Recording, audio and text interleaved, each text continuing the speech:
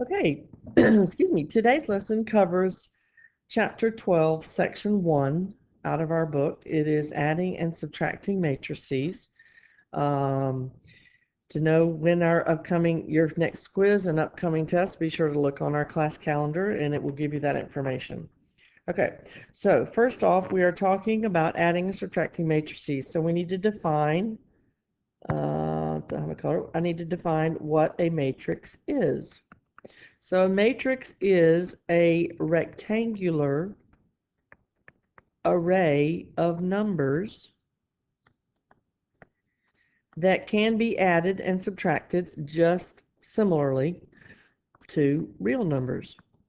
Now, I hope you're asking what is a rectangular array, because you might not know, but a rectangular array is basically when we have an arrangement of items that are in rows by columns. And it's very important that you remember that it's rows by columns. And so what I always do to remember that is I think of that drink that's called RC Cola. And when I think of RC Cola, then I know that the R is first. So the number that I know about is always going to be the number of rows before the number of columns. Okay? Now, adding and subtracting matrices. So to add and subtract matrices, they have to have the same dimensions. So again, I hope you're saying, what are the dimensions? Okay, the dimensions are those rows by columns. So that's why it's so important that you know how to say what the dimensions of a matrix are. So let's go down here and just look at one and talk about it. So if you look at this particular matrix right here, okay, another thing to remember is that rows are going like this and columns are going like this, just like you see in the front of the house, or you can remember the L in columns is those are the ones that are vertical. So when you look at this matrix, it has 1, 2, 3 rows. So that's 3 by 2 columns. So that is a 3 by 2 matrix. Okay, now, so they have to have the same dimensions. So that's a 3 by 2. This one over here is also a 3 by 2. So we would be able to add them, but we still need to know how to add them. And to be able to add them, you need to remember that you're going to add or subtract corresponding elements.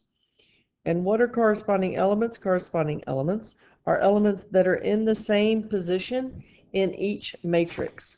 Okay, so hopefully that rings a bell to you, because that is what you talked about in geometry. You had corresponding angles that were in the same position. Ooh, I did not mean to do that. Let's go back here. I'm supposed to be on my pen. Okay, so corresponding angles, if I have a set of parallel lines, then this and that are corresponding angles, because they're in the same position in regards to your parallel lines and transversal.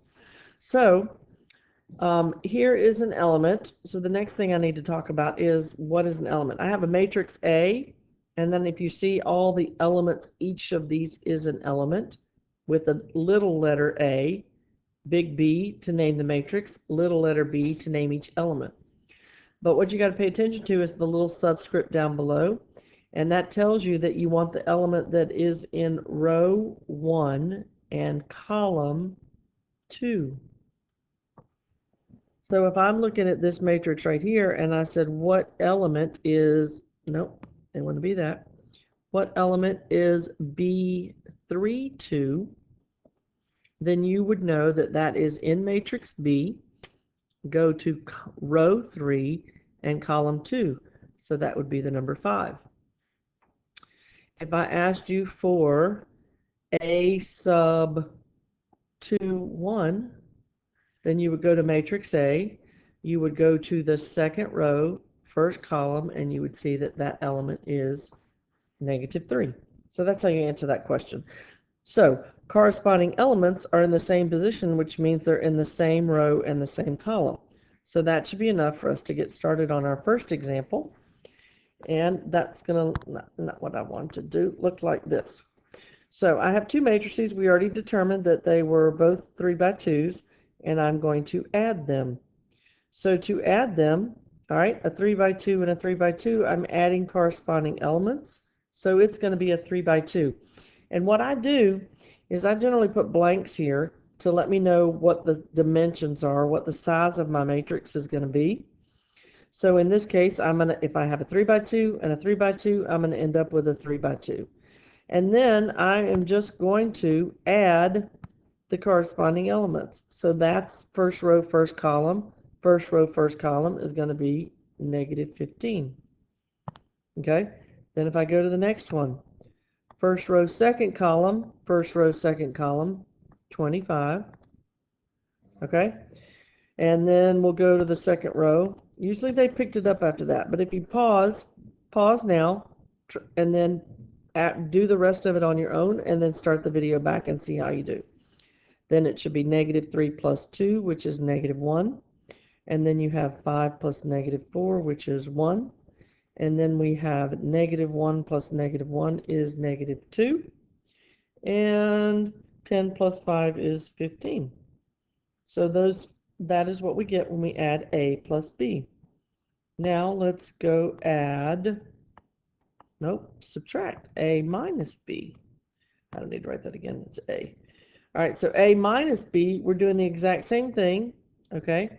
It will be a 3 by 2 again, but I'm going to add these elements. So add the first two, I'm just going to subtract them this time. -12 minus a -3, -9. Okay, the next one, 24 minus 1, 23. And so then, now if you got it, go ahead and pause the video again, try to fill out on your own, and then pick back up and see how you do. So -5, 9, 0, and 5 is what you should get. Okay, moving on to part C. Is matrix addition commutative? So we talked about commute means to move. So when you move things around, you change the order. And so they're asking us, is the matrix A plus B the same as B plus A? So I hope you were able to answer and say yes, because the order that we add numbers or matrices does not matter. And we also discussed in class what is subtraction commutative. Is A minus B the same as B minus A? And they were quick to say, no, they weren't. So they knew that. Okay, so here's another example. If matrix B is equal to those numbers and matrix C is equal to that numbers, well, A minus B equals C, what is A? Before we go on, we did, of course, discuss what are the dimensions of this matrix. It is a 3 by 3. And then I quizzed them again and said, okay, what is, oh, that's not B, I'm B. What is B? Let's go with 3, 3. And B 3, 3 is third row, third column, so it is 4. Just to make sure you don't forget anything. Okay, so I have my two matrices. This is a matrix equation because each letter represents a matrix. And if they're asking me to solve it for A, then I need to get A by itself. And how do I do that? By adding B to both sides. So A is equal to C plus B. And just like we talked about, no matter if you put C plus B or B plus C, when it's adding, the order does not matter. Okay, so, but what that tells you, that's kind of an easy way to figure out now, what do I do in this problem? That means I need to add these two things together. So, that means that A is going to be, and again, I would encourage you to turn the video off, pause the video, go fill in your notes, and then come back and see. That's what I did in class today. They did this one by themselves. So, 3, when you're back, 6, -1, 1, 3, 7, 1, 1, 3. And there you have it. Okay, one of the other things that I pointed out in class today was to remind them that this is got it number 2. So when you get to your homework assignment and you're doing problems and it says see problem 2, they go together. So all of these refer back to an example that I have done in class. And so it actually made me want to do another example of this type because it's a little different. So I did number 14 with them and said, okay, x plus a matrix equals another matrix. This is a matrix, okay? And I have to solve it for x. So think to yourself, this is matrix A and this is matrix B. And so that gives you the equation x plus A equals B. Excuse me. And then you solve that for x, which means I got to take that to the other side. How do I get it to the other side? By subtracting A. So x is equal to B minus A. So that means if you know which one's which, you just have to say x equals B minus A. You don't have to rewrite the matrices. You can if you want. But I wanted you to know no matter what that equation looks like, think about it like you did in algebra, and you won't have any trouble solving it. Okay. So then we went to the next page. And again, pause, see if you can calculate those correctly, and then we will come back together. So you've turned it back on, and you should have gotten an answer that says all zeros. And we talked about any matrix that has all zeros is called the zero matrix. Does not matter what the size is. And then when you have a zero matrix and you add it to another matrix, you always get what you started with. So this ends up looking like this. Okay? So we had adding, and they were all happy to do that because that was easier than what we've been doing. I did review these properties with them, especially because this first one is kind of important in that you see it in a lot of different ways in math, and you can see examples of it on the ACT. So A plus B, we're given A, B, and C are matrices of a certain size. If I add two of these matrices, if I add two of these matrices together, do I always get another matrix of the same size? And the answer is yes, I do. So we call that a closure property, the closure property of addition. Now, oops, I forgot the Y there. Property of addition. Now, just as an aside, I also talked to them about, well, I'll go up here, keep it up, whole numbers, okay? Whole numbers, they knew 0, 1, 2, 3, so forth and so on and on and on. Are they closed under addition? Okay, that means is a whole number plus a whole number. Does that equal a whole number? And it does. Anytime I add any to these numbers, I'm going to get another number. Okay? But, so they are closed for addition. A whole number plus a whole number equals a whole number. Okay? Does a whole number minus a whole number equal a whole number? And they were quick to figure out that, yeah, 3 minus 2 is 1, but 2 minus 3 is negative 1, and that is not a whole number, so they are not closed for subtraction. So that's just an example. When you think of the closure property, and if they tell you and you're reading a problem and it says they're closed under addition, that means whenever you add two of them, you will get that same thing back. Okay. So keep going. We've already talked about the next one in this lesson, and it is the commutative property of addition. All right, and then the next one we had was these grouping symbols. What I have inside of my grouping symbols are different, and when you think about who you group with or who your group is that you hang out with, that's the same thing as who you associate with. So this is the associate. Yeah, that was not supposed to happen. Associative property of addition. And the next one, you have that zero matrix such that you add it to any matrix. Doesn't matter which order, you always get that matrix you started off with. And just like with real numbers, that is called the additive identity. And last but not least, similarly, we have something that is called the additive inverse And we'll leave it at that. If you have any more questions about that, you can come see me. All right, so this is the last problem from the notes, except for I added one after that, so I won't say that.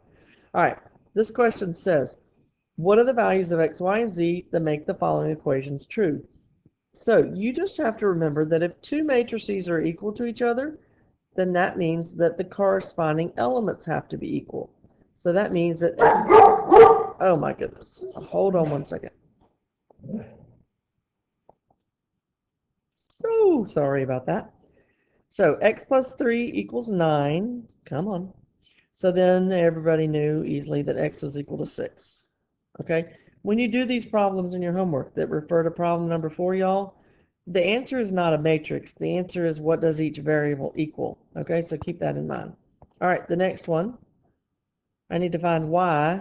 Well, here's one with a y, and it's congruent or equal to that piece. So that means that y minus 1 equals 2y plus 5. So we subtracted y from both sides. Down a little bit. Negative 1 equals y plus 5. And then I subtracted 5 from both sides, and we squeezed in there y equals negative 6. Okay, so that was that one. And then we went to the next one and looked at it, because this time we have 3 variables. And it doesn't matter which one you started with, so they said, well, let's start with z. So they wrote z minus 10 equals 2. And so, of course, adding 10, z was equal to 12. And then, excuse me, most of my people went to x. And we had x again minus, 3x minus x is equal to 8. Those are the corresponding elements. So 2x equals 8, and x equals 4.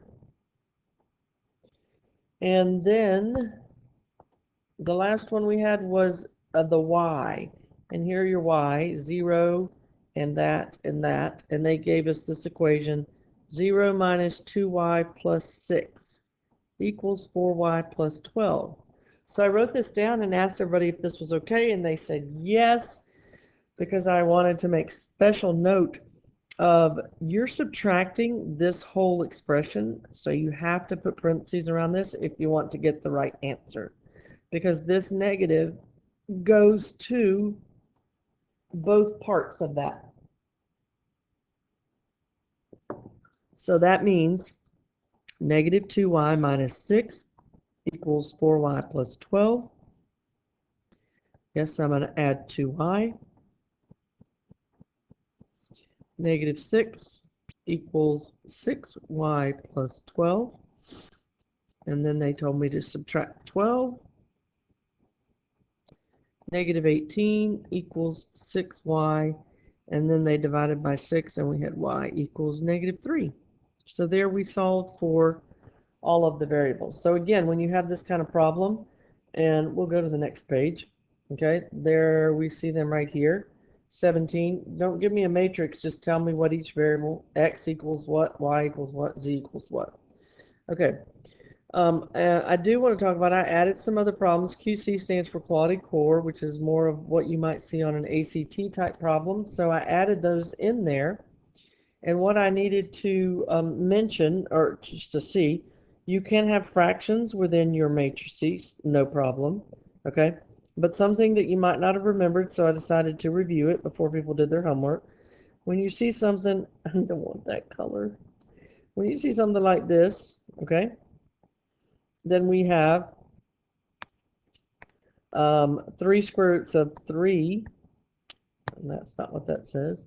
Let's go here. 3 square roots of 3 plus 2 square roots of 3, and everybody was good to tell me that that was 5 square roots of 3, so no problem. However, what if you get to one that looks like this?